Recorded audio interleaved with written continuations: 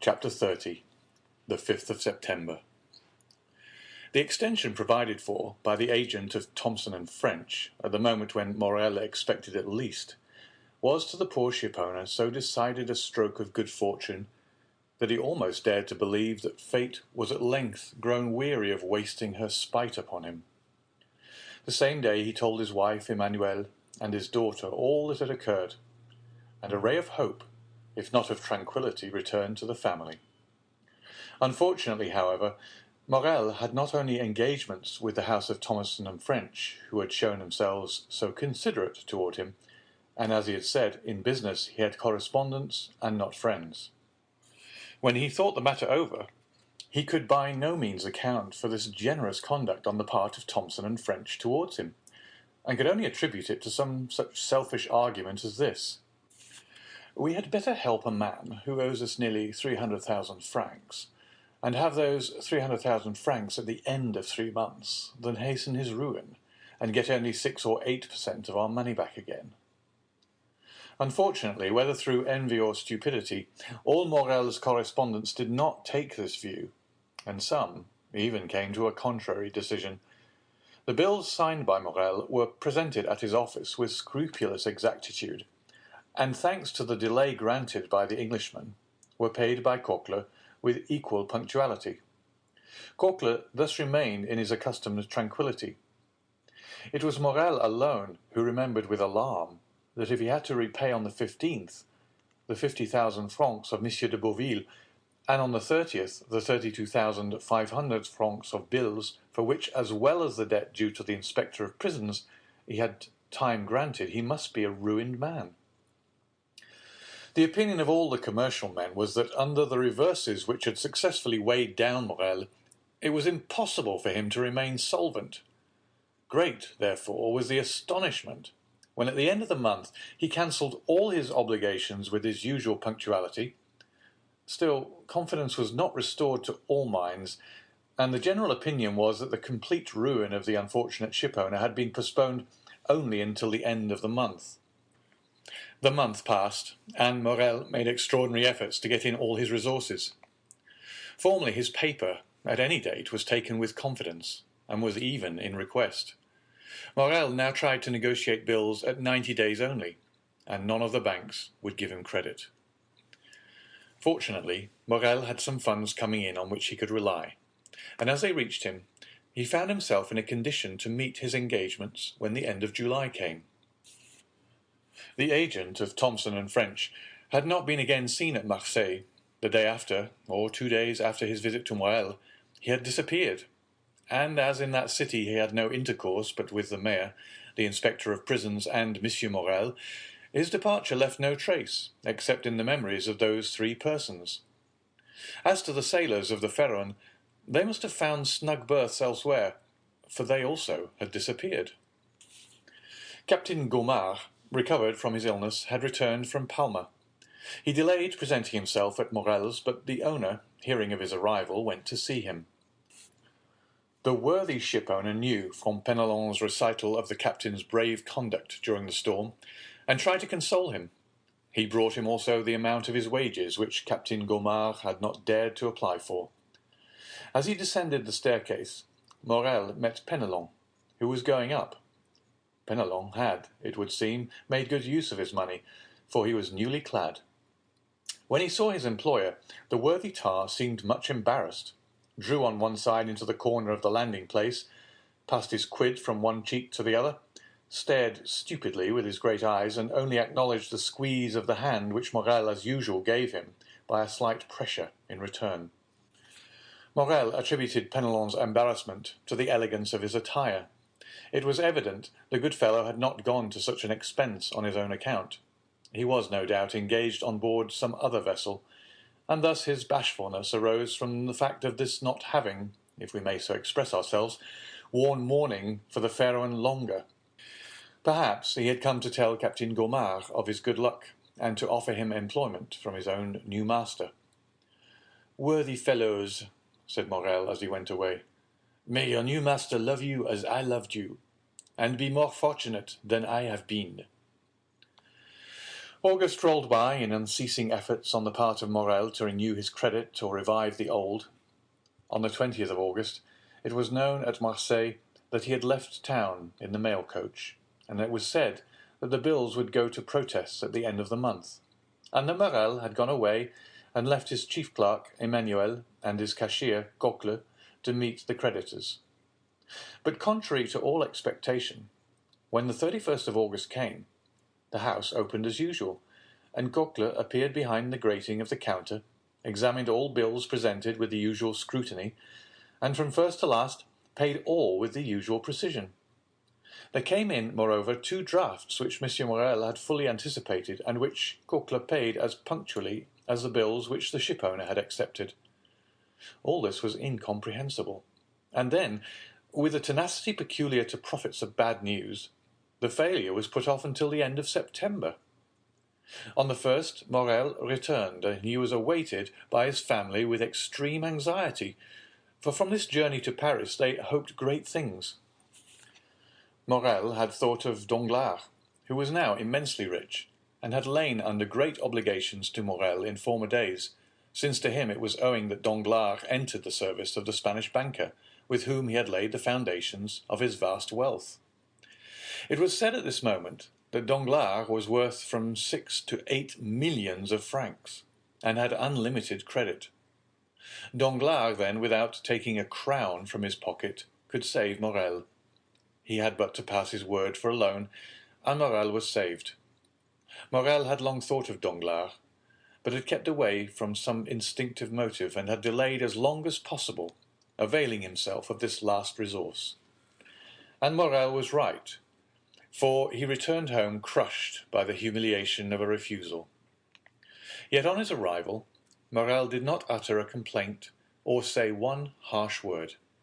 He embraced his weeping wife and daughter, pressed Emmanuel's hand with friendly warmth, and then going to his private room on the 2nd floor, had sent for Coquelin.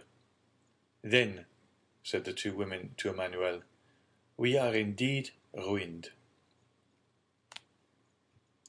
It was agreed in a brief council held among them that Julie should write to her brother, who was in garrison at Nîmes, to come to them as speedily as possible. The poor women felt instinctively that they required all their strength to support the blow that impended. Besides, Maximilien Morel, though hardly 22, had great influence over his father. He was a strong-minded, upright young man.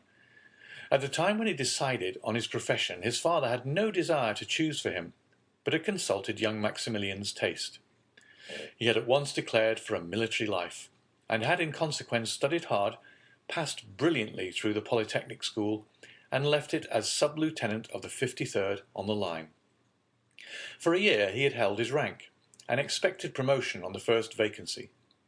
In his regiment, Maximilien Morel was noted for his rigid observance, not only of the obligations imposed on a soldier, but also of the duties of a man, and he thus gained the name of the Stoic. We need hardly say that many of those who gave him this epithet repeated it because they had heard it, and did not even know what it meant. This was the young man whom his mother and sister called to their aid, to sustain them under the serious trial which they felt they would soon have to endure. They had not mistaken the gravity of this event, for the moment after Morel had entered his private office with Coquelin, Julie saw the latter leave it pale, trembling, and his features betraying the utmost consternation. She would have questioned him as he passed by her, but the worthy creature hastened down the staircase with unusual precipitation, and only raised his hands to heaven and exclaimed, "Oh, mademoiselle, mademoiselle, what a dreadful misfortune! Who could ever have believed it?" A moment afterwards, Julie saw him go upstairs carrying 2 of 3 heavy ledgers, a portfolio, and a bag of money. Morel examined the ledgers, opened the portfolio, and counted the money. All his funds amounted to 6,000 or 8,000 francs, his bills receivable up to the 5th to 4,000 or 5,000, which, making the best of everything, gave him 14,000 francs to meet debts amounting to 287,500 francs. He had not even the means for making a possible settlement on account. However, when Morel went down to his dinner, he appeared very calm. This calmness was more alarming to the two women than the deepest dejection would have been. After dinner, Morel usually went out and used to take his coffee at the Phocéen Club and read the Semaphore. This day he did not leave the house, but returned to his office. As to Coquelin, he seemed completely bewildered. For part of the day he went into the courtyard, seated himself on a stone with his head bare and exposed to the blazing sun. Emmanuel tried to comfort the women, but his eloquence faltered. The young man was too well acquainted with the business of the house not to feel that a great catastrophe hung over the Morel family. Night came. The two women had watched, hoping that when he left this room, Morel would come to them. But they heard him pass before their door and tried to conceal the noise of his footsteps. They listened. He went into his sleeping room and fastened the door inside. Madame Morel sent her daughter to bed, and half an hour after Julie had retired, she rose, took off her shoes, and went stealthily along the passage to see through the keyhole what her husband was doing. In the passage she saw a retreating shadow. It was Julie, who, uneasy herself, had anticipated her mother. The young lady went towards Madame Morel. "He is writing," she said. They had understood each other without speaking. Madame Morel looked again through the keyhole. Morel was writing. But Madame Morel remarked, what her daughter had not observed, that her husband was writing on stamped paper. The terrible idea that he was writing his will flashed across her. She shuddered, and yet had not strength to utter a word. Next day Monsieur Morel seemed as calm as ever, went into his office as usual, came to his breakfast punctually, and then, after dinner, he placed his daughter beside him, took her head in his arms, and held her for a long time against his bosom. In the evening, Julie told her mother that although he was apparently so calm, she had noticed that her father's heart beat violently. The next 2 days passed in much the same way. On the evening of the 4th of September, Monsieur Morel asked his daughter for the key of his study. Julie trembled at this request, which seemed to her of bad omen. Why did her father ask for this key, which she always kept, and which was only taken from her in childhood as a punishment? The young girl looked at Morel. "What have I done wrong, father," she said, "that you should take this key from me?" "Nothing, my dear," replied the unhappy man, the tears starting to his eyes at this simple question. "Nothing, only I want it." Julie made a pretence to feel for the key. "I must have left it in my room," she said, and she went out, but instead of going to her apartment, she hastened to consult Emmanuel. "Do not give this key to your father," said he, "and tomorrow morning, if possible, do not quit him for a moment." She questioned Emmanuel, but he knew nothing or would not say what he knew. During the night between the 4th and 5th of September, Madame Morel remained listening for every sound, and until 3 o'clock in the morning she heard her husband pacing the room in great agitation. It was 3 o'clock when he threw himself on the bed. The mother and daughter passed the night together. They had expected Maximilian since the previous evening. At 8 o'clock in the morning, Morel entered their chamber. He was calm, but the agitation of the night was legible on his pale and careworn visage. They did not dare to ask him how he had slept. Morel was kinder to his wife, more affectionate to his daughter than he had ever been. He could not cease gazing at and kissing the sweet girl. Julie, mindful of Emmanuel's request, was following her father when he quitted the room. But he said to her quickly, "Remain with your mother, dearest." Julie wished to accompany him. "I wish you to do so," said he. This was the first time Morel had ever so spoken. But he said it in a tone of paternal kindness, and Julie did not dare to disobey. She remained at the same spot, standing mute and motionless. An instant afterwards the door opened. She felt 2 arms encircle her, and a mouth pressed her forehead. She looked up and uttered an exclamation of joy. "Maximilian, my dearest brother!" she cried, At these words, Madame Morel rose and threw herself into her son's arms. "Mother," said the young man, looking alternately at Madame Morel and her daughter, "what has occurred? What has happened? Your letters has frightened me, and I have come hither with all speed."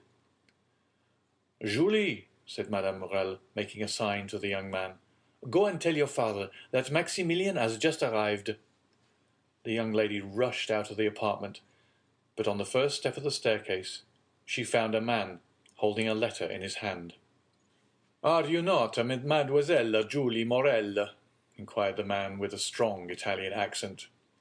"Yes, sir," replied Julie with hesitation. "What is your pleasure? I do not know you."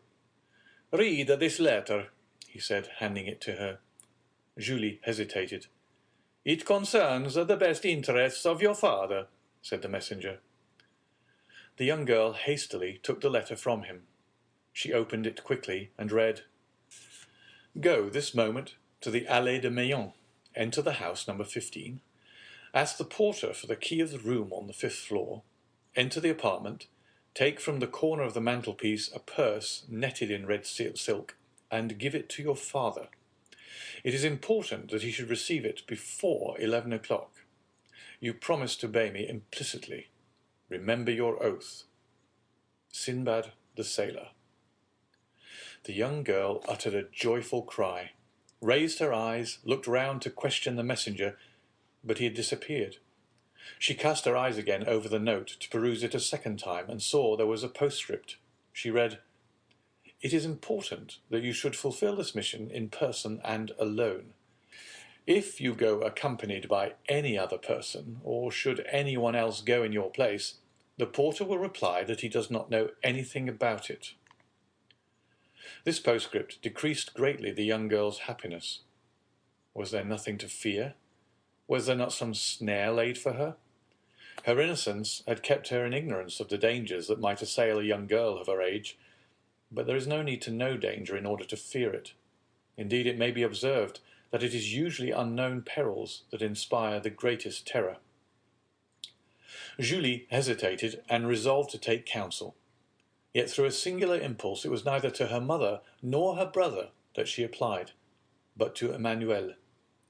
She hastened down and told him what had occurred on the day when the agent of Thompson and French had come to her father's, related the scene on the staircase, repeated the promise she had made, and showed him the letter. "You must go then, mademoiselle," said Emmanuel. "Go there?" murmured Julie. "Yes, I will accompany you." "But did you not read that I must be alone?" said Julie.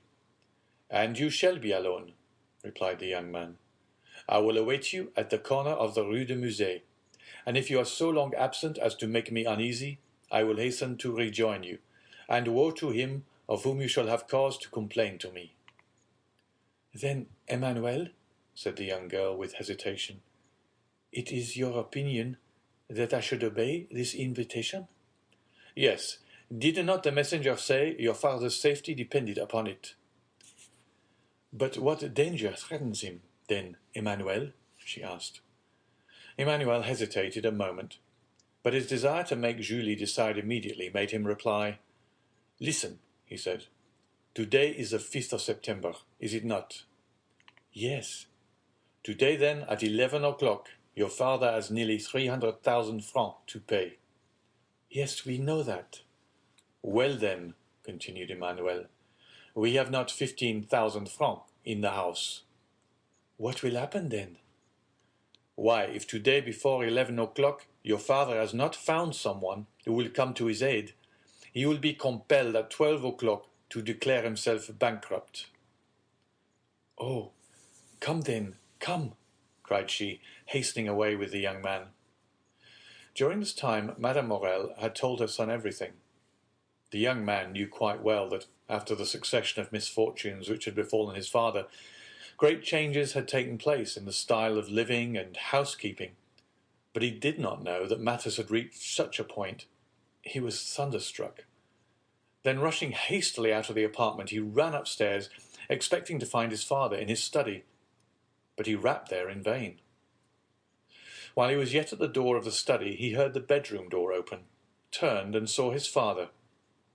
Instead of going direct to his study, Monsieur Morel had returned to his bedchamber, which he was only this moment quitting.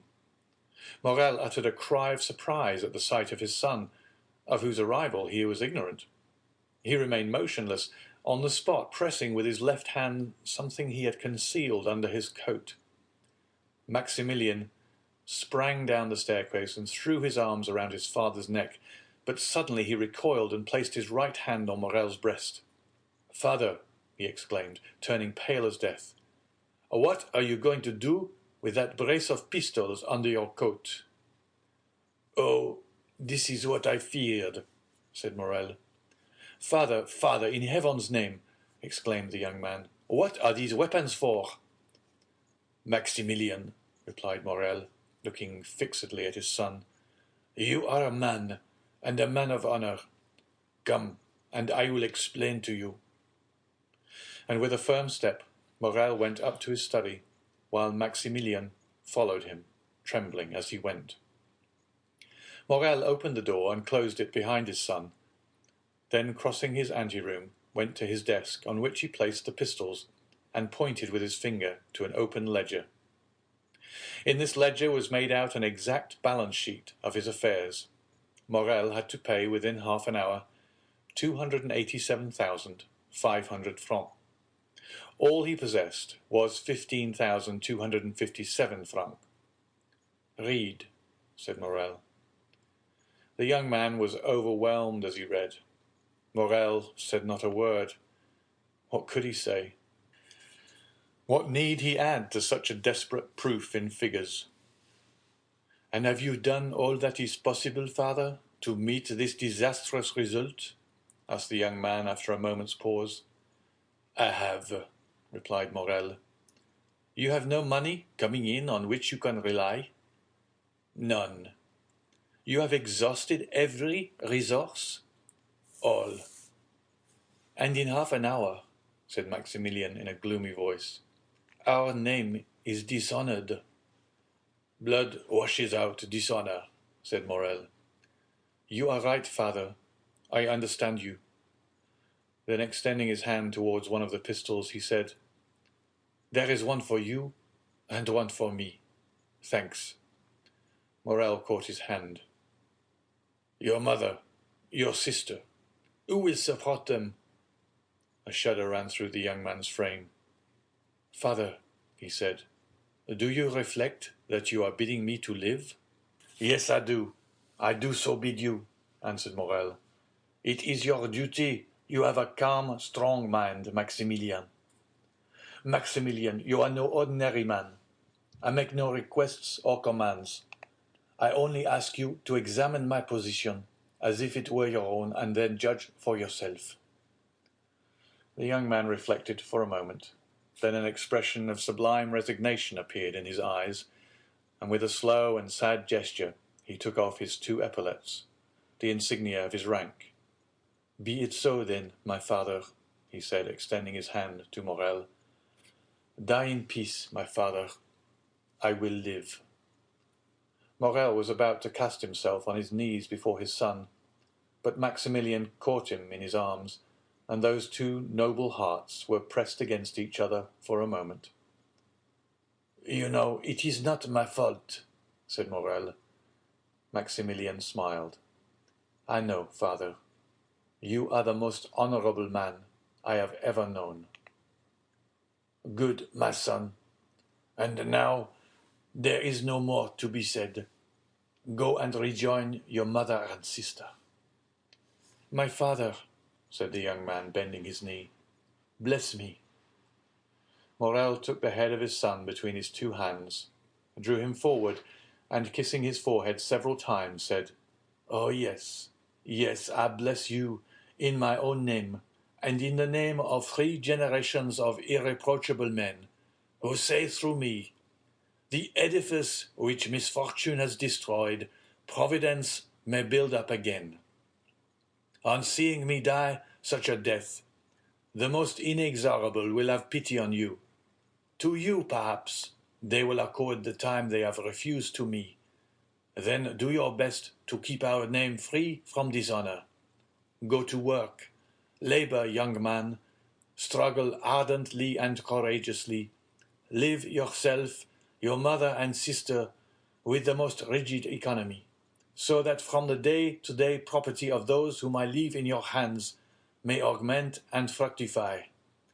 Reflect how glorious a day it will be, how grand, how solemn, that day of complete restoration on which you will say in this very office, My father died because he could not do what I have this day done, but he died calmly and peaceably, because in dying he knew what I should do. My father, cried the young man, why should you not live? If I live, all would be changed. If I live, interest would be converted into doubt, pity into hostility. If I live, I am only a man who has broken his word, failed in his engagements, in fact, only a bankrupt. If, on the contrary, I die, remember, Maximilian, my corpse is that of an honest but unfortunate man. Living, my best friends would avoid my house. Dead, all Marseille will follow me in tears to my last home. Living, you would feel shame at my name. Dead, you may raise your head and say, I am the son of him you killed, because, for the first time, he has been compelled to break his word. The young man uttered a groan, but appeared resigned. And now, said Morel, leave me alone, and endeavour to keep your mother and sister away. Will you not see my sister once more? Asked Maximilian. A last but final hope was concealed by the young man in the effect of this interview, and therefore he had suggested it. Morel shook his head. I saw her this morning, and bade her adieu. Have you no particular commands to leave with me, my father? Inquired Maximilian in a faltering voice. Yes, my son, and a sacred command. Say it, my father. The house of Thomson and French is the only one who, from humanity or it may be selfishness, it is not for me to read men's hearts, has had any pity for me. Its agent will in 10 minutes present himself to receive the amount of a bill of 287,500 francs. I will not say granted, but offered me 3 months. Let this house be the first repaid, my son, and respect this man. Father, I will, said Maximilian. And now once more, adieu, said Morel. Go, leave me. I would be alone. You will find my will in the secretary, in my bedroom. The young man remained standing and motionless, having but the force of will and not the power of execution. Hear me, Maximilian, said his father. Suppose I was a soldier like you, and ordered to carry a certain redoubt, and you knew I must be killed in the assault. Would you not say to me, as you said just now, Go, father, for you are dishonored by delay, and death is preferable to shame? Yes, yes, said the young man. Yes. And once again embracing his father with convulsive pressure, he said, Be it so, my father. And he rushed out of the study. When his son had left him, Morel remained an instant standing with his eyes fixed on the door. Then putting forth his arm, he pulled the bell. After a moment's interval, Coquelin appeared. It was no longer the same man. The fearful revelations of the 3 last days had crushed him. This thought, the house of Morel is about to stop payment, bent him to the earth more than 20 years would otherwise have done. My worthy Coquelin, said Morel in a tone impossible to describe, do you remain in the antechamber? When the gentleman who came 3 months ago, the agent of Thomson and French, arrives, announce his arrival to me. Coquelin made no reply. He made a sign with his head, went into the ante-room and seated himself. Morel fell back in his chair, his eyes fixed on the clock. There were 7 minutes left. That was all. The hand moved on with incredible rapidity. He seemed to see its motion. What passed in the mind of this man at the supreme moment of his agony cannot be told in words. He was still comparatively young. He was surrounded by the loving care of a devoted family. But he had convinced himself by a course of reasoning, illogical perhaps, yet certainly plausible, that he must separate himself from all he held dear in the world, even life itself.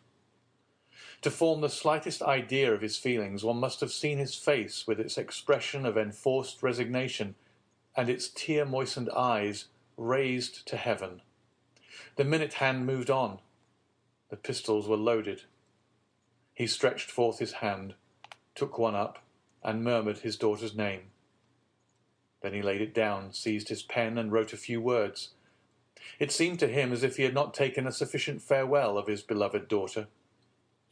Then he turned again to the clock, counting time now, not by minutes but by seconds.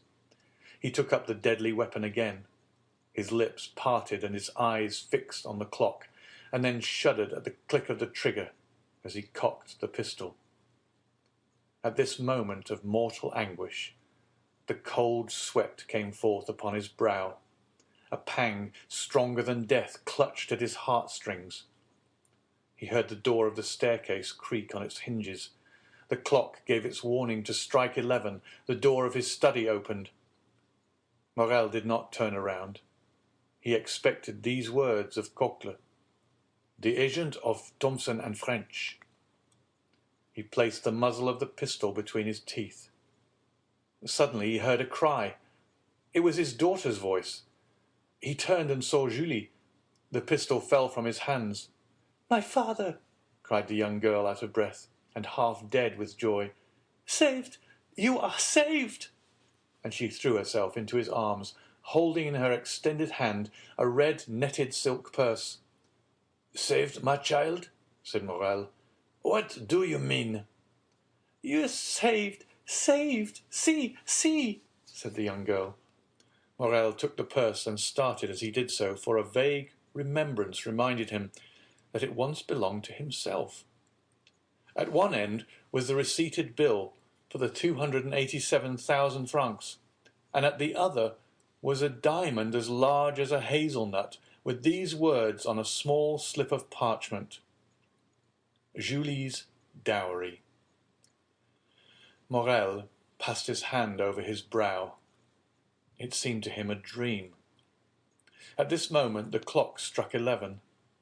He felt as if each stroke of the hammer fell upon his heart. "Explain, my child," he said. "Explain, my child," he said. "Explain, where did you find this purse?" "In a house in the Allée de Meillan, numero 15, on the corner of a mantelpiece in a small room on the 5th floor." "But," cried Morel, "this purse is not yours." Julie handed to her father the letter she had received in the morning. "And did you go alone?" asked Morel after he had read it. "Emmanuel accompanied me, father. He was to have waited for me at the corner of the Rue de Musée, but, strange to say, he was not there when I returned." "Monsieur Morel!" exclaimed a voice on the stairs. "Monsieur Morel!" "It is his voice," said Julie. At this moment Emmanuel entered, his countenance full of animation and joy. "The Pharaon!" he cried. "The Pharaon!" What? What? The Pharaon? Are you mad, Emmanuel? You know the vessel is lost." "The Pharaon, sir! They signal the Pharaon. The Pharaon is entering the harbour." Morel fell back in his chair. His strength was failing him. His understanding, weakened by such events, refused to comprehend such incredible, unheard-of, fabulous facts. But his son came in. "Father," cried Maximilian, "how could you say the Pharaon was lost? The lookout has signalled her, and they say she is now coming into port." "My dear friends," said Morel, If this be so, it must be a miracle of heaven. Impossible, impossible. But what was real and not less incredible was the purse he held in his hand, the acceptance receipted, the splendid diamond. "Ah, sir," exclaimed Coquelin, "what can it mean? The fair one." "Come, dear ones," said Morel, rising from his seat. "Let us go and see, and heaven have pity upon us if it be false intelligence." They all went out, and on the stairs met Madame Morel, who had been afraid to go up into the study. In a moment they were at the Canebière. There was a crowd on the pier. All the crowd gave way before Morel. "The fair one! The fair one!" said every voice. And, wonderful to see, in front of the tower of Saint-Jean was a ship bearing on her stern these words, printed in white letters: "The Pharaon, Morel and Son, of Marseille." She was the exact duplicate of the other Pharaon, and loaded as that had been with cochineal and indigo. She cast anchor, clewed up sails, and on the deck was Captain Gaumard giving orders, and good old Penelon making signals to Monsieur Morel. To doubt any longer was impossible. There was the evidence of the senses, and 10,000 persons who came to corroborate the testimony. As Morel and his son embraced on the pier head, in the presence and amid the applause of the whole city witnessing this event, a man with his face half covered by a black beard and who, concealed behind the sentry-box, watched the scene with delight, uttered these words in a low tone: "Be happy, noble heart. Be blessed for all the good thou hast done and wilt do hereafter, and let my gratitude remain in obscurity, like your good deeds." And with a smile expressive of supreme content, he left his hiding-place, and without being observed, descended one of the flights of steps provided for debarkation, and hailing 3 times, shouted, "Jacopo! Jacopo! Jacopo!" Then a launch came to shore, took him on board, and conveyed him to a yacht splendidly fitted up, on whose deck he sprung with the activity of a sailor. Thence he once again looked towards Morel, who, weeping with joy, was shaking hands most cordially with all the crowd around him, and thanking with a look the unknown benefactor whom he seemed to be seeking in the skies. "And now," said the unknown, "farewell kindness, humanity, and gratitude. Farewell to all the feelings that expand the heart. I have been heaven's substitute to recompense the good. Now the God of vengeance yields to me his power to punish the wicked." At these words he gave a signal, and as if only waiting this signal, the yacht instantly put out to sea. End of chapter 30.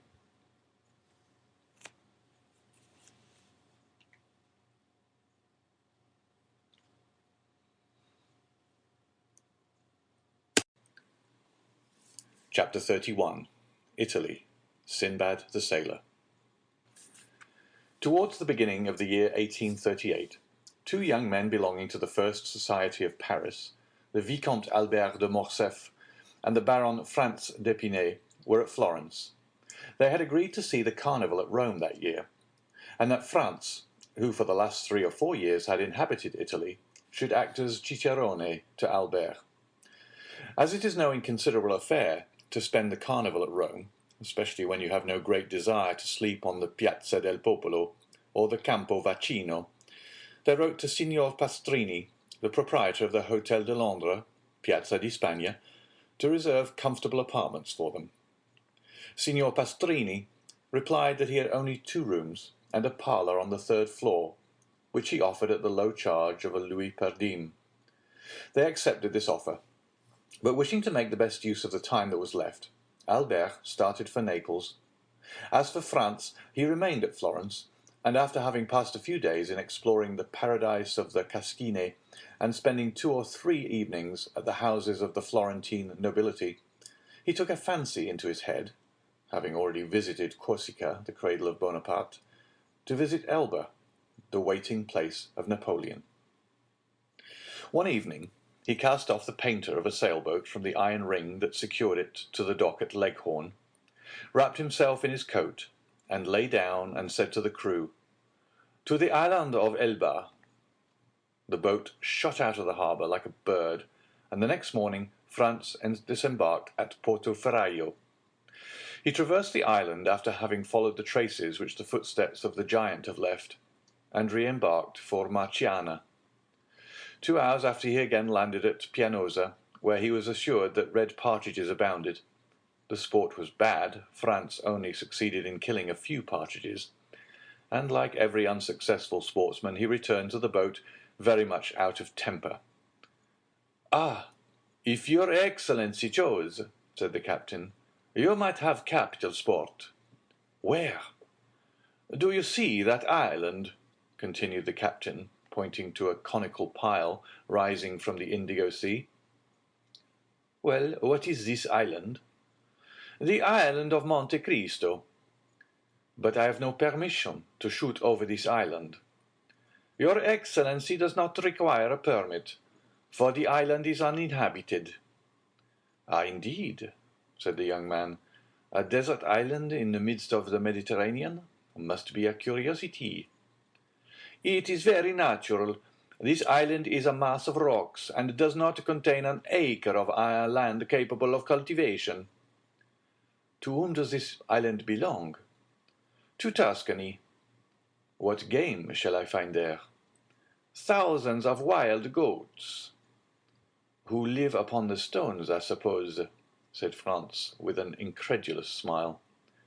"No, but by browsing the shrubs and trees that grow out of the crevices of the rocks." "Where can I sleep?" "On shore in the grottos, or on board in your cloak. Besides, if your Excellency pleases, we can leave as soon as you like. We can sail as well by night as by day, and if the wind drops, we can use our oars." As Franz had sufficient time, and his apartments at Rome were not yet available, he accepted the proposition. Upon his answer in the affirmative, the sailors exchanged a few words together in a low tone. "Well," asked he, "what now? Is there any difficulty in the way?" "No," replied the captain, "but we must warn your Excellency that the island is an infected port." "What do you mean?" "Monte Cristo, although uninhabited, yet serves occasionally as a refuge for the smugglers and pirates who come from Corsica, Sardinia, and Africa, and if it becomes known that we have been there, we shall have to perform a quarantine for 6 days on our return to Leghorn." "The deuce! That puts a different face on the matter. 6 days! Why, that's as long as the Almighty took to make the world. Too long a wait, too long." "But who will say your Excellency has been to Monte Cristo?" "Oh, I shall not," cried Franz. "Nor I, nor I," chorused the sailors. "Then steer for Monte Cristo." The captain gave his orders, the helm was put up, and the boat was soon sailing in the direction of the island. Franz waited until all was in order, and when the sail was filled and the 4 sailors had taken their places, 3 forward and 1 at the helm, he resumed the conversation. "Gaetano," said he to the captain, "you tell me Monte Cristo serves as a refuge for pirates, who are, it seems to me, a very different kind of game from the goats." "Yes, your Excellency, and it is true." "I knew there were smugglers, but I thought that since the capture of Algiers and the destruction of the Regency, pirates existed only in the romances of Cooper and Captain Marryat." "Your Excellency is mistaken. There are pirates like the bandits, who were believed to have been exterminated by Pope Leo XII, and who yet every day rob travellers at the gates of Rome. Has not your Excellency heard that the French charge d'affaires was robbed 6 months ago with 500 pieces of velletri?" "Oh yes, I heard that." Well then, if, like us, your Excellency lived at Leghorn, you would hear from time to time that a little merchant vessel or an English yacht that was expected at Bastia, at Portoferraio, or at Civitavecchia has not arrived. No one knows what has become of it, but doubtless it has struck on a rock and foundered. Now this rock it has met has been a long and narrow boat, manned by 6 or 8 men, who have surprised and plundered it. Some dark and stormy night near some desert and gloomy island, as bandits plunder a carriage in the recesses of a forest. But, asked Franz, who lay wrapped in his cloak at the bottom of the boat, why do not those who have been plundered complain to the French, Sardinian, or Tuscan governments? Why? Said Gaetano with a smile. Yes, why? Because in the first place, they transfer from the vessel to their own boat whatever they think worth taking. Then they bind the crew hand and foot. They attach to everyone's neck a 24-pound ball. A large hole is chopped in the vessel's bottom, and then they leave her. At the end of 10 minutes, the vessel begins to roll heavily and settle down. First one gunwale goes under, then the other. Then they lift and sink again, and both go under at once. All at once there's a noise like a cannon. That's the air blowing up the deck. Soon the water rushes out of the scupper holes like a whale spouting.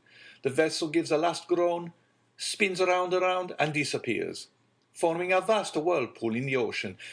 And then all is over, so that in 5 minutes nothing but the eye of God can see the vessel where she lies at the bottom of the sea. Do you understand now? Said the captain. Why no complaints are made to the government, and why the vessel never reaches port. It is probable that if Gaetano had related the previous to proposing the expedition, Franz would have hesitated. But now that they had started, he thought it would be cowardly to draw back. He was one of those men who do not rashly court danger, but if danger presents itself, combat it with the most unalterable coolness. Calm and resolute, he treated any peril as he would an adversary in a duel, calculated its probable method of approach, retreated, if at all, as a point of strategy, and not from cowardice, was quick to see an opening for attack, and won victory at a single thrust. Bah, said he, I have travelled through Sicily and Calabria. I have sailed 2 months in the archipelago, and yet I never saw even the shadow of a bandit or a pirate. I did not tell your Excellency this to deter you from your project, replied Gaetano. But you questioned me, and I have answered, that's all. Yes, and your conversation is most interesting, and as I wish to enjoy it as long as possible, steer for Monte Cristo. The wind blew strongly. The boat made 6 or 7 knots an hour, and they were rapidly reaching the end of their voyage.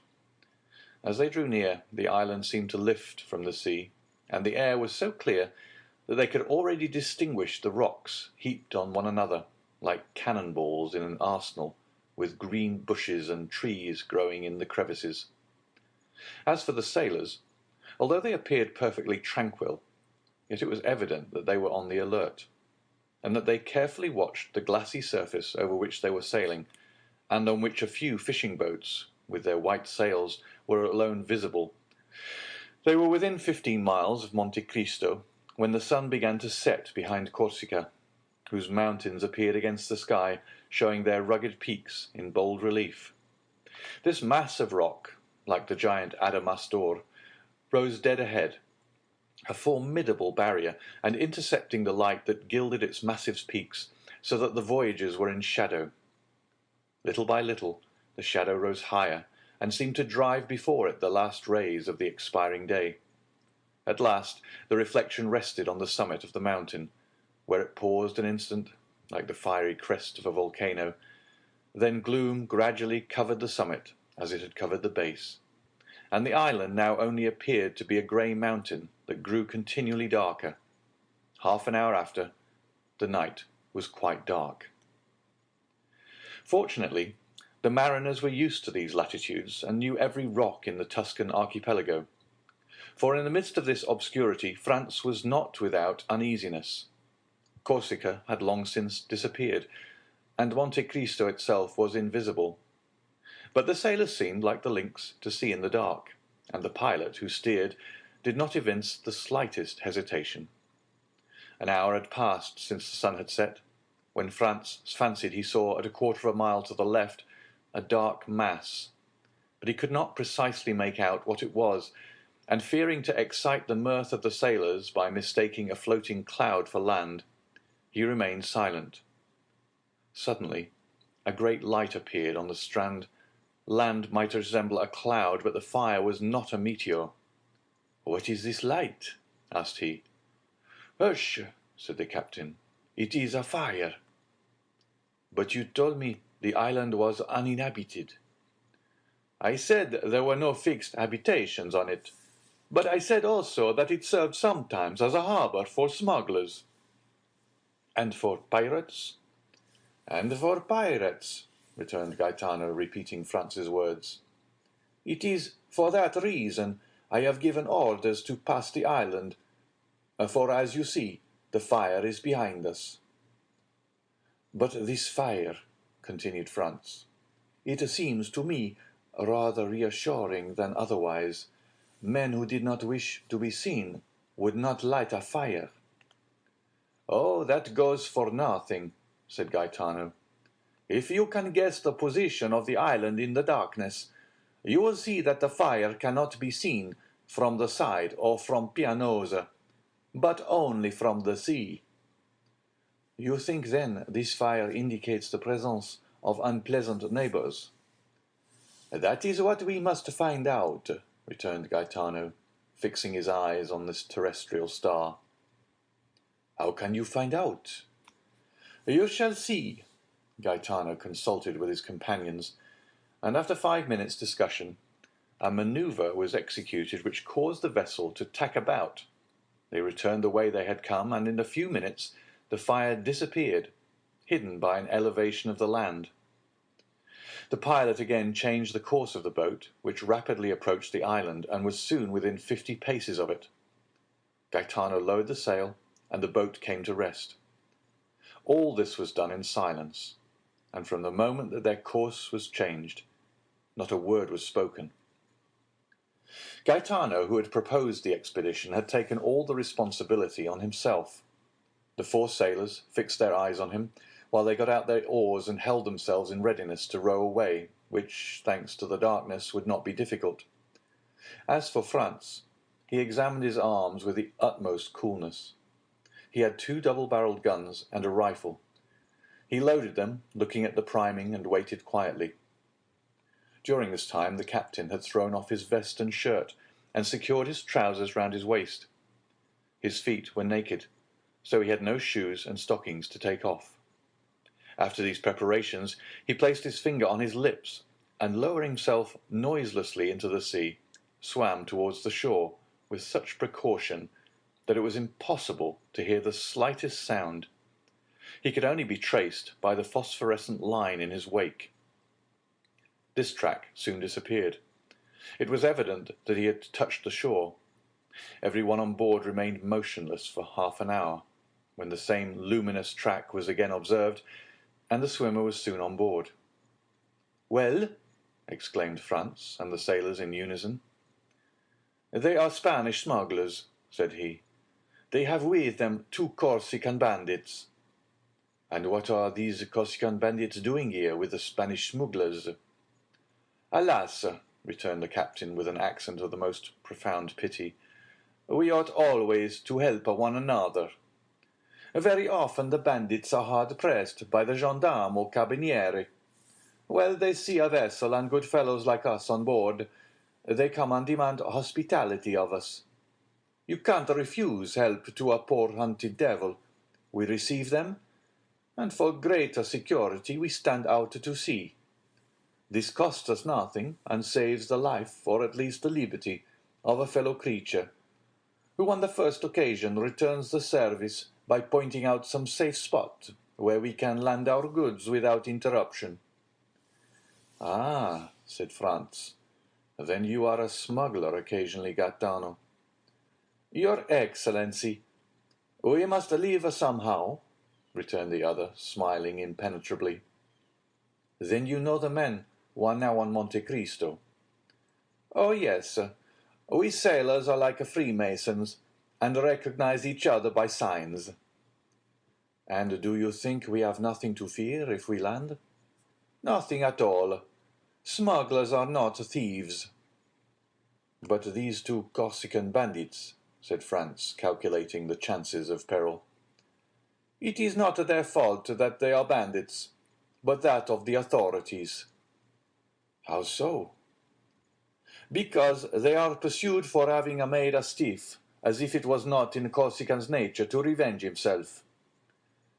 And what do you mean by having made a stiff?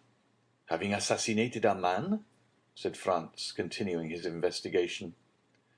I mean that they have killed an enemy, which is a very different thing, returned the captain. Well, said the young man, let us demand hospitality of these smugglers and bandits. Do you think they will grant it? Without a doubt. How many are they? 4, and the 2 bandits make 6. Just our number, so that if they prove troublesome, we shall be able to hold them in check. So for the last time, steer to Monte Cristo. Yes, but your Excellency will permit us to take all due precautions. By all means. Be as wise as Nestor and as prudent as Ulysses. I do more than permit. I exhort you. Silence, then, said Gaetano. Everyone obeyed. For a man who, like Franz, viewed his position in its true light, it was a grave one. He was alone in the darkness, with sailors whom he did not know, and who had no reason to be devoted to him, who knew that he had several thousand francs in his belt, and who had often examined his weapons, which were very beautiful, if not with envy, at least with curiosity. On the other hand, he was about to land, without any other escort than these men, on an island which had indeed a very religious name, but which did not seem to Franz likely to afford him much hospitality, thanks to the smugglers and bandits. The history of the scuttled vessels, which had appeared improbable during the day, seemed very probable at night. Placed as he was between 2 possible sources of danger, he kept his eye on the crew and his gun in his hand. The sailors had again hoisted sail, and the vessel was once more cleaving the waves. Through the darkness, Franz, whose eyes were now more accustomed to it, could see the looming shore along which the boat was sailing. And then, as they rounded a rocky point, he saw the fire more brilliant than ever, and about it 5 or 6 persons seated. The blaze illumined the sea for 100 paces around. Gaetano skirted the light, carefully keeping the boat in the shadow. Then, when they were opposite the fire, he steered to the centre of the circle, singing a fishing song, of which his companions sung the chorus. At the first words of the song, the men seated around the fire arose and approached the landing place, their eyes fixed on the boat, evidently seeking to know who the newcomers were and what were their intentions.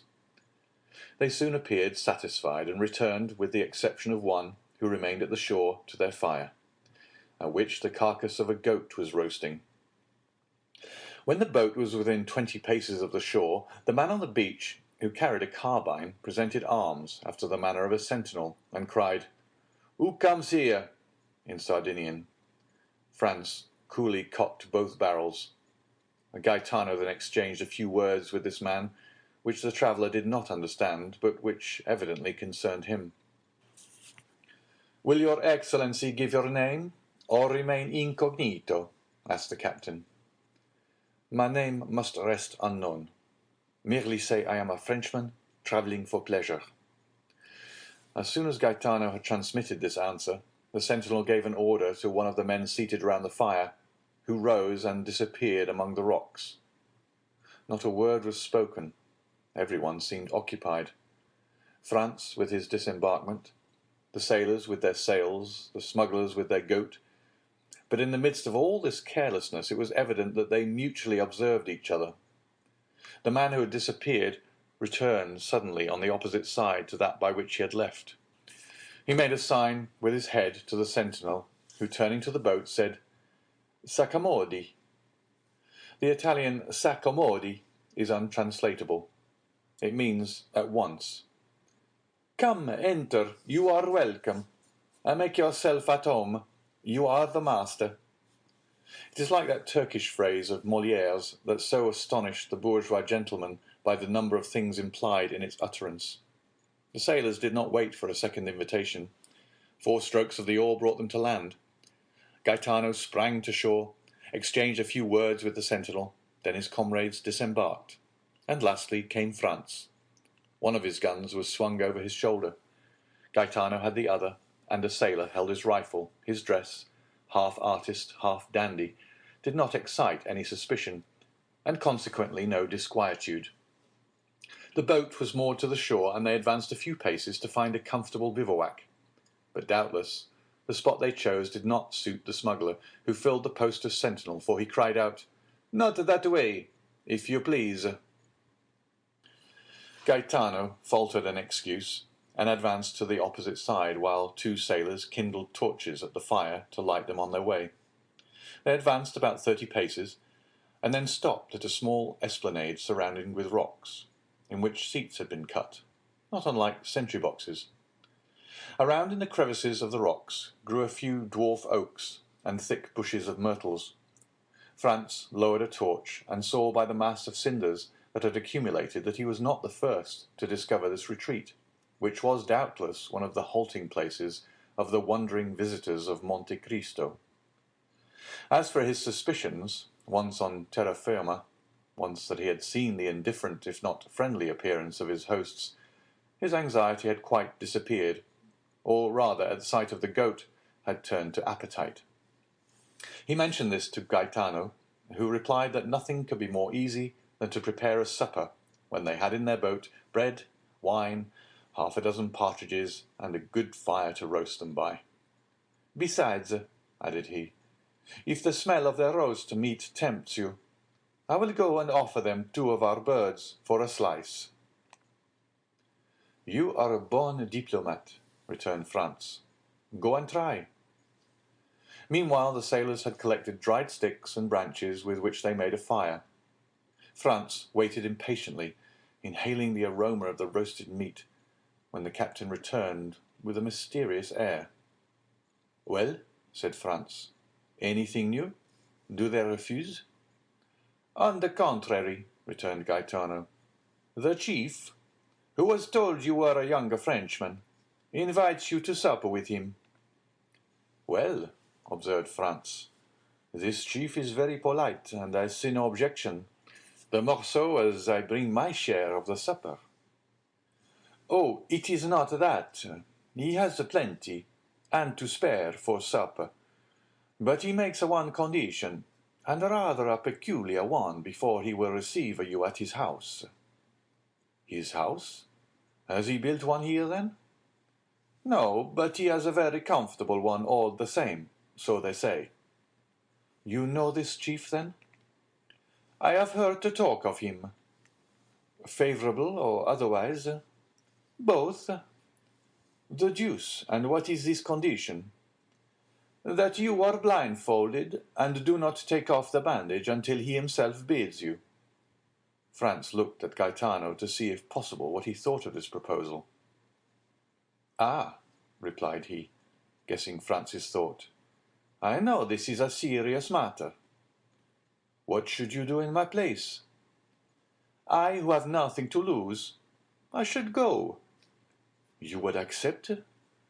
"Yes, were it only out of curiosity." "There is something very peculiar about this chief, then." "Listen," said Gaetano, lowering his voice. "I do not know if what they say is true." He stopped to see if anyone was near. "What do they say?" "That this chief inhabits a cavern, to which the petty palace is nothing." "What nonsense!" said Franz, reseating himself. "It is no nonsense, it is quite true. Cama, the pilot of the San Ferdinand, went in once, and he came back amazed, vowing that such treasures were only to be heard of in fairy tales. Do you know, observed Franz, that with such stories you make me think of Ali Baba's enchanted cavern. I tell you what I have been told. Then you advise me to accept? Oh, I didn't say that, Your Excellency will do as you please. I should be sorry to advise you in the matter. Franz pondered the matter for a few moments, concluded that a man so rich could not have any intention of plundering him of what little he had, and seeing only the prospect of a good supper, accepted. Gaetano departed with the reply. Franz was prudent, and wished to learn all he possibly could concerning his host. He turned towards the sailor, who, during this dialogue, had sat gravely plucking the partridges with the air of a man proud of his office, and asking him how these men had landed, as no vessel of any kind was visible. "Never mind that," returned the sailor. "I know their vessel." "Is it a very beautiful vessel?" "I would not wish for a bet to sail round the world." "Of what burden is she?" "About 100 tons, but she is built to stand any weather. She is what the English call a yacht." "Where was she built?" "I know not, but my own opinion is she is a Genoese." "And how did a leader of smugglers," continued Franz, "venture to build a vessel designed for such a purpose at Genoa?" "I did not say that the owner was a smuggler," replied the sailor. "No, but Gaetano did, I thought." "Gaetano had only seen the vessel from a distance. He had not then spoken to anyone." "And if this person be not a smuggler, who is he?" "A wealthy signor who travels for his pleasure." "Come," thought Franz, "he is still more mysterious, since the two accounts do not agree. What is his name?" "If you ask him, he says Sinbad the Sailor, but I doubt if it be his real name." "Sinbad the Sailor?" "Yes." "And where does he reside?" "On the sea." "What country does he come from?" "I do not know." "Have you ever seen him?" "Sometimes." "What sort of man is he?" "Your Excellency will judge for yourself." "Where will he receive me?" "No doubt in the subterranean palace Gaetano told you of." "Have you never had the curiosity, when you have landed, and found this island deserted, to seek for this enchanted palace?" "Oh yes, more than once, but always in vain. We examined the grotto all over, but we could never find the slightest trace of any opening. They say that the door is not opened by a key, but a magic word." "Decidedly," muttered Franz, "this is an Arabian Nights adventure." "His Excellency awaits you," said a voice, which he recognized as that of the sentinel. He was accompanied by two of the yacht's crew. Franz drew his handkerchief from his pocket and presented it to the man who had spoken to him. Without uttering a word, they bandaged his eyes with a care that showed their apprehension of his committing some indiscretion. Afterwards, he was made to promise that he would not make the least attempt to raise the bandage. He promised. Then his two guides took his arms, and he went on, guided by them, and preceded by the sentinel. After going about 30 paces, he smelt the appetizing odour of the kid that was roasting, and knew thus that he was passing the bivouac. They then led him on about 50 paces farther, evidently advancing towards that part of the shore where they would not allow Gaetano to go, a refusal he could now comprehend. Presently, by a change in the atmosphere, he knew that they were entering a cave. After going on for a few seconds more, he heard a crackling, and it seemed to him as though the atmosphere again changed and became balmy and perfumed. At length his feet touched on a thick and soft carpet, and his guides let go their hold of him. There was a moment's silence, and then a voice in excellent French, although with a foreign accent, said, "Welcome, sir. I beg you will remove your bandage." It may be supposed, then, Franz did not wait for a repetition of this permission, but took off the handkerchief and found himself in the presence of a man from 38 to 40 years of age, dressed in a Tunisian costume, that is to say, a red cap with a long blue silk tassel, a vest of black cloth embroidered with gold, pantaloons of deep red, large and full gaiters of the same colour, embroidered with gold like the vest, and yellow slippers. He had a splendid cashmere round his waist, and a small, sharp and crooked khanjar was passed through his girdle. Although of a paleness that was almost livid, this man had a remarkably handsome face. His eyes were penetrating and sparkling. His nose, quite straight and projecting direct from the brow, was of the pure Greek type, while his teeth, as white as pearls, were set off to admiration by the black moustache that encircled them. His pallor was so peculiar that it seemed to pertain to one who had been long entombed, and who was incapable of resuming the healthy glow and hue of life. He was not particularly tall, but extremely well made, and, like the men of the south, had small hands and feet. But what astonished Franz, who had treated Gaetano's description as a fable, was the splendour of the apartment in which he found himself. The entire chamber was lined with crimson brocade, worked with flowers of gold.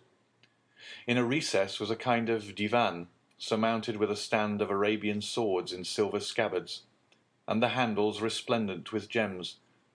From the ceiling hung a lamp of Venetian glass, of beautiful shape and colour, while the feet rested on a Turkey carpet, in which they sunk to the instep. Tapestry hung before the door by which Franz had entered, and also in front of another door, leading into a second apartment which seemed to be brilliantly illuminated. The host gave Franz time to recover from his surprise, and moreover returned look for look, not even taking his eyes off him. "Sir," he said after a pause, "a thousand excuses for the precautions taken in your introduction hither. But as, during the greater portion of the year, this island is deserted, if the secret of this abode were discovered, I should doubtless find on my return my temporary retirement in a state of great disorder, which would be exceedingly annoying, not for the loss it occasioned me, but because I should not have the certainty I now possess of separating myself from all the rest of mankind at pleasure. Let me now endeavour to make you forget this temporary unpleasantness, and offer you what no doubt you did not expect to find here, that is to say, a tolerable supper, and pretty comfortable beds." "Ma foi, my dear sir," replied Franz, "make no apologies. I have always observed that they bandage people's eyes who penetrate enchanted palaces. For instance, those of Raoul in the Huguenot, and really I have nothing to complain of, for what I see makes me think of the wonders of the Arabian Nights." "Alas, I may say with Lucullus, if I could have anticipated the honour of your visit, I would have prepared for it. But such as is my hermitage, it is at your disposal, such as is my supper. It is yours to share, if you will. Ali, is the supper ready?" At this moment the tapestry moved aside, and a Nubian, black as ebony, and dressed in a plain white tunic, made a sign to his master that all was prepared in the dining-room. "Now," said the unknown to Franz, "I do not know if you are of my opinion, but I think nothing is more annoying than to remain 2 or 3 hours together without knowing by name or appellation how to address one another. Pray observe that I too must respect the laws of hospitality to ask your name or title. I only request you to give me one by which I may have the pleasure of addressing you. As for myself, that I may put you at your ease, I tell you that I am generally called Sinbad the Sailor." "And I," replied Franz, "will tell you, as I only require this wonderful lamp to make me precisely like Aladdin, that I see no reason why at this moment I should not be called Aladdin. That will keep us from going away from the East, whither I am tempted to think I have been conveyed by some good genius." "Well then, Signor Aladdin, replied the singular amphitryon. "You heard our repast announced. Will you now take the trouble to enter the dining room, your humble servant going first, to show the way?" At these words, moving aside the tapestry, Sinbad preceded his guest. Franz now looked upon another scene of enchantment. The table was splendidly covered, and once convinced of this important point, he cast his eyes around him. The dining room was scarcely less striking than the room he had just left. It was entirely of marble, with antique bas-relief of priceless value, and at the four corners of his apartment, which was oblong, were four magnificent statues, having baskets in their hands. These baskets contained four pyramids of most splendid fruit. There was Sicily pine apples, pomegranates from Malaga, oranges from the Balearic Islands, peaches from France, and dates from Tunis. The supper consisted of a roast pheasant garnished with Corsican blackbirds, a boar's ham with jelly, a quarter of a kid with tartar sauce, a glorious turbot, and a gigantic lobster. Between these large dishes were smaller ones containing various dainties. The dishes were of silver, and the plates of Japanese china. Franz rubbed his eyes in order to assure himself that this was not a dream. Ali alone was present to wait at table, and acquitted himself so admirably that the guest complimented his host thereupon. "Yes," replied he, while he did the honours of the supper with much ease and grace. "Yes, he is a poor devil who is much devoted to me, and does all he can to prove it. He remembers that I saved his life, and as he has a regard for his head, he feels some gratitude towards me for having kept it on his shoulders." Ali approached his master, took his hand, and kissed it. "Would it be impertinent, Signor Sinbad," said Franz, "to ask you the particulars of this kindness?" "Oh, they are simple enough," replied the host. "It seems the fellow had been caught wandering nearer to the harem of the Bey of Tunis than etiquette permits to one of his colour, and he was condemned by the Bey to have his tongue cut out and his hand and head cut off. The tongue the first day, the hand the second, and the head the third. I always had a desire to have a mute in my service, so learning the day his tongue was cut out, I went to the Bey and proposed to give him for Ali a splendid double-barreled gun, which I knew he was very desirous of having. He hesitated a moment, he was so very desirous to complete the poor devil's punishment. But when I added to the gun an English cutlass, with which I had shivered his Highness's yataghan to pieces, the Bey yielded and agreed to forgive the hand and head, but on condition that the poor fellow never again set foot in Tunis. This was a useless clause in the bargain, for whenever the coward sees the first glimpse of the shores of Africa, he runs down below and can only be induced to appear again when we're out of sight of that quarter of the globe. Franz remained a moment silent and pensive, hardly knowing what to think of the half-kindness, half-cruelty with which his host related the brief narrative. "And like the celebrated sailor whose name you have assumed," he said, by way of changing the conversation, "you pass your life in travelling." "Yes, I made a vow at a time when I little thought I should ever be able to accomplish it," said the unknown with a singular smile. "And I made some others also which I hope I may fulfil in due season." Although Sinbad pronounced these words with such calmness, his eyes gave forth gleams of extraordinary ferocity. "You have suffered a great deal, sir?" said Franz inquiringly. Sinbad started and looked fixedly at him as he replied, "What makes you suppose so?" "Everything," answered Franz.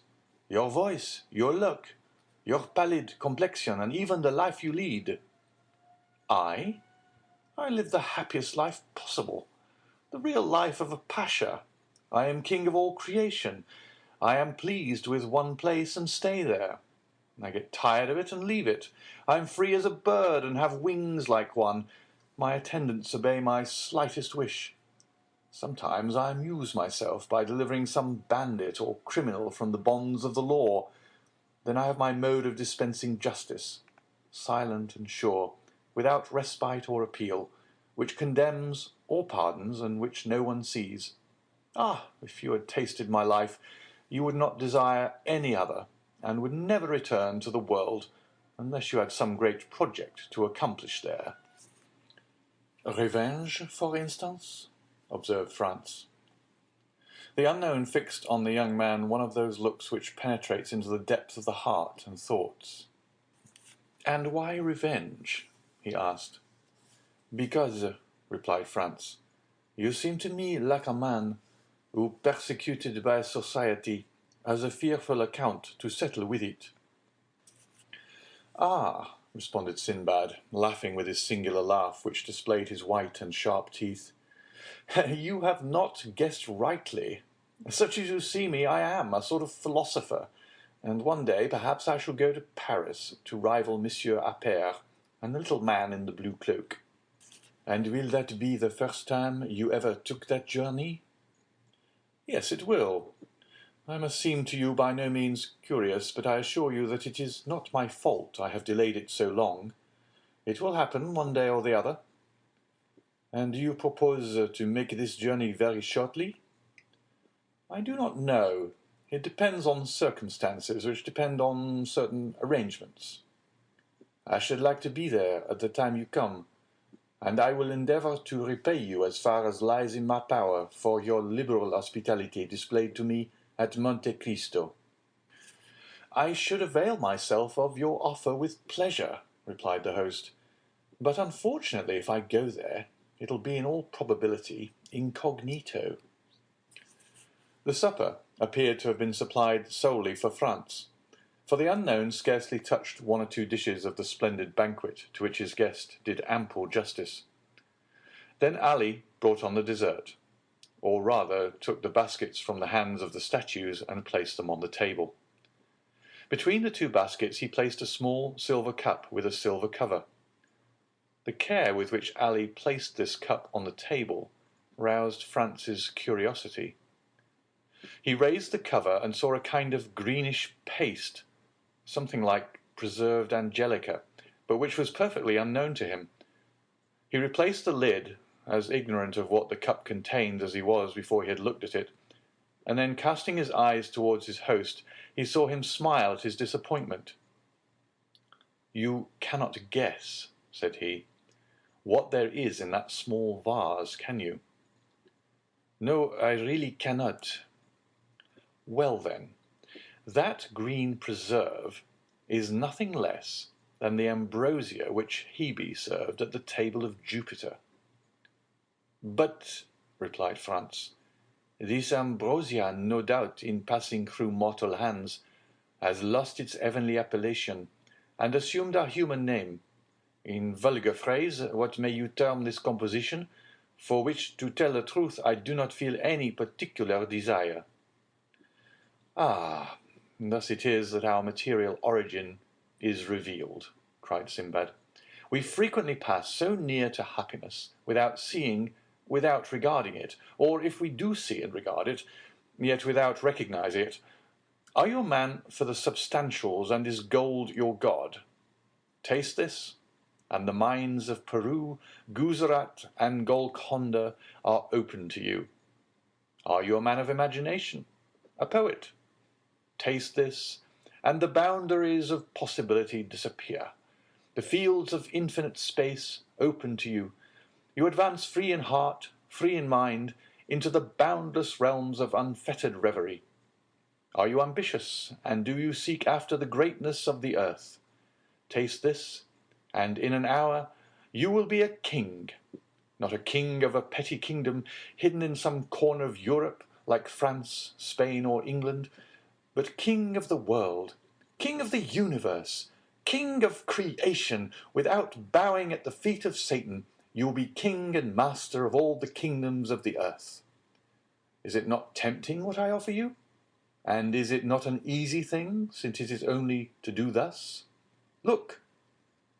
At these words he uncovered the small cup which contained the substance so lauded, took a teaspoonful of the magic sweetmeat, raised it to his lips, and swallowed it slowly, with his eyes half shut and his head bent backwards. Franz did not disturb him whilst he absorbed his favourite sweetmeat, but when he had finished, he inquired, "What then is this precious stuff?" "Did you ever hear," he replied, "of the old man of the mountain who attempted to assassinate Philippe Augustus?" "Of course I have." "Well, you know he reigned over a rich valley which was overhung by the mountain whence he derived his picturesque name. In this valley were magnificent gardens planted by Hassan ben Sabah, and in these gardens isolated pavilions. Into these pavilions he admitted the elect, and there, says Marco Polo, gave them to eat a certain herb, which transported them to paradise in the midst of ever-blooming shrubs, ever-ripe fruit, and ever-lovely virgins. What these happy persons took for reality was but a dream. But it was a dream so soft, so voluptuous, so enthralling, that they sold themselves body and soul to him who gave it to them, and obedient to his orders, as to those of a deity, struck down the designated victim, died in torture without a murmur, believing that the death they underwent was but a quick transition to that life of delights, of which the holy herb now before you had given them a slight foretaste. "Then," cried Franz, "it is hashish. I know that, by name at least." "That is it precisely, Signor Aladdin. It is hashish, the purest and most unadulterated hashish of Alexandria, the hashish of Abu Ghor, the celebrated maker, the only man, the man to whom there should be built a palace inscribed with these words, 'A grateful word to the dealer in happiness.'" "Do you know," said Franz, "I have a very great inclination to judge for myself of the truth or exaggeration of your eulogies." "Judge for yourself, Signor Aladdin. Judge, but do not confine yourself to one trial. Like everything else, we must habituate the senses to a fresh impression, gentle or violent, sad or joyous. There is a struggle in nature against this divine substance. In nature, which is not made for joy and clings to pain. Nature subdued must yield in the combat.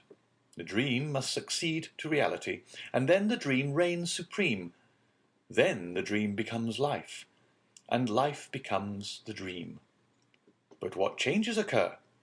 It is only by comparing the pains of actual being with the joys of the assumed existence that you would desire to live no longer, but to dream thus forever. When you return to this mundane sphere from your visionary world, you would seem to leave a Neapolitan spring for a Lapland winter, to quit paradise for earth, heaven for hell. Taste the hashish, guest of mine, taste the hashish." Franz's only reply was to take a teaspoonful of the marvellous preparation, about as much in quantity as his host had eaten, and lift it to his mouth. "Diable!" he said, after having swallowed the divine preserve. "I do not know if the result will be as agreeable as you describe, but the thing does not appear to me as palatable as you say."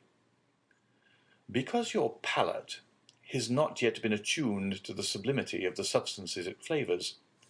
Tell me, the first time you tasted oysters, tea, porter, truffles, and sundry other dainties which you now adore, did you like them? Could you comprehend how the Romans stuff their pheasants with asafoetida, and the Chinese eat swallows? Nests, eh? No. Well, it's the same with hashish. Only eat for a week, and nothing in the world will seem to you to equal the delicacy of its flavour, which now appears to you flat and distasteful. Let us now go into the adjoining chamber, which is your apartment, and Ali will bring us coffee and pipes." They both arose, and while he who called himself Sinbad, and whom we have occasionally named so, that we might, like his guest, have some title by which to distinguish him, gave some orders to the servant, Franz entered still another apartment. It was simply yet richly furnished. It was round, and a large divan completely encircled it. Divan, walls, ceiling, floor, were all covered with magnificent skins as soft and downy as the richest carpets. There were heavy-maned lion skins from Atlas, striped tiger skins from Bengal, panther skins from the Cape, spotted beautifully like those that appeared to Dante, bear skins from Siberia, fox skins from Norway, and so on. And all these skins were strewn in profusion, one on the other, so that it seemed like walking over the most mossy turf, or reclining on the most luxurious bed. Both laid themselves down on the divan. Chibouk and jasmine tubes and amber mouthpieces were within reach, and all prepared so that there was no need to smoke the same pipe twice. Each of them took one, which Ali lighted and then retired to prepare the coffee. There was a moment's silence, during which Sinbad gave himself up to thoughts that seemed to occupy him incessantly, even in the midst of his conversation, and Franz abandoned himself to that mute reverie into which we always sink when smoking excellent tobacco, which seems to remove with its fume all the troubles of the mind, and to give the smoker in exchange all the visions of the soul. Ali brought in the coffee. "How do you take it?" inquired the unknown. "In French or Turkish style? Strong or weak? Sugar or none? Cool or boiling? As you please. It's ready in all ways." "I'll take it in the Turkish style," replied Franz. "And you are right," said his host. "It shows you have a tendency for an Oriental life. Ah, those Orientals! They're the only men who know how to live. As for me," he added, with one of those singular smiles which did not escape the young man, "when I have completed my affairs in Paris, I shall go and die in the East. And should you wish to see me again, you must seek me at Cairo, Baghdad, or Ispahan." "Ma foi," said Franz, "it would be the easiest thing in the world, for I feel eagle's wings springing out my shoulders, and with those wings I could make a tour of the world in 24 hours. "Ah, yes, the hashish is beginning its work. Well, unfurl your wings and fly into superhuman regions. Fear nothing. There is a watch over you, and if your wings, like those of Icarus, melt before the sun, we are here to ease your fall." He then said something in Arabic to Ali, who made a sign of obedience and withdrew, but not to any distance. As to Franz, a strange transformation had taken place in him. All the bodily fatigue of the day, all the preoccupation of mind which the events of the evening had brought on, disappeared as they do at the first approach of sleep, when we are still sufficiently conscious to be aware of the coming of slumber. His body seemed to acquire an airy lightness. His perception brightened in a remarkable manner. His senses seemed to redouble their power. The horizon continued to expand, but it was not the gloomy horizon of vague alarms, and which he had seen before he slept, but a blue, transparent, unbounded horizon, with all the blue of the ocean, all the spangles of the sun, all the perfumes of the summer breeze. Then, in the midst of the songs of his sailors, songs so clear and sonorous that they would have made a divine harmony had their notes been taken down, he saw the island of Monte Cristo, no longer as a threatening rock in the midst of the waves, but as an oasis in the desert. Then, as his boat drew nearer, the songs became louder, for an enchanting and mysterious harmony rose to heaven, as if some Lorelei had decreed to attract the soul thither, or Amphion the enchanter intended there to build a city. At length the boat touched the shore, but without effort, without shock, as lips touch lips, and he entered the grotto amidst continued strains of most delicious melody. He descended, or rather seemed to descend, several steps, inhaling the fresh and balmy air, like that which may be supposed to reign around the grotto of Circe, formed from such perfumes as set the mind a-dreaming, and such fires as burn the very senses. And he saw again all he had seen before his sleep from Sinbad, his singular host, to Ali, the mute attendant. Then all seemed to fade away, and become confused before his eyes, like the last shadows of the magic lantern before it is extinguished, and he was again in the chamber of statues, lighted only by one of those pale and antique lamps which watch in the dead of the night over the sleep of pleasure. They were the same statues, rich in form, in attraction and poesy, with eyes of fascination, smiles of love, and bright and flowing hair. They were Phryne, Cleopatra, Messalina, those three celebrated courtesans. Then among them glided like a pure ray, like a Christian angel in the midst of Olympus, one of those chaste figures, those calm shadows, those soft visions, which seemed to veil its virgin brow before those marble wantons. Then the three statues advanced towards him with looks of love, and approached the couch on which he was reposing, their feet hidden in their long white tunics, their throats bare, hair flowing like waves and assuming attitudes which the gods could not resist, but which saints withstood, and looks inflexible and ardent like those which the serpent charms the bird. And then he gave way before looks that held him in a torturing grasp and delighted his senses as with a voluptuous kiss. It seemed to Franz that he closed his eyes, and in a last look about him saw the vision of modesty completely veiled, and then followed a dream of passion like that promised by the prophet to the elect. Lips of stone turned to flame, breasts of ice became like heated lava, so that to Franz, yielding for the first time to the sway of the drug, love was a sorrow and voluptuousness a torture, as burning mouths were pressed to his thirsty lips, and he was held in cool, serpent-like embraces. The more he strove against this unhallowed passion, the more his senses yielded to its thrall, and at length, weary of a struggle that taxed his very soul, he gave way, and sank back breathless and exhausted beneath the kisses of these marble goddesses and the enchantment of his marvellous dream. End of chapter 31.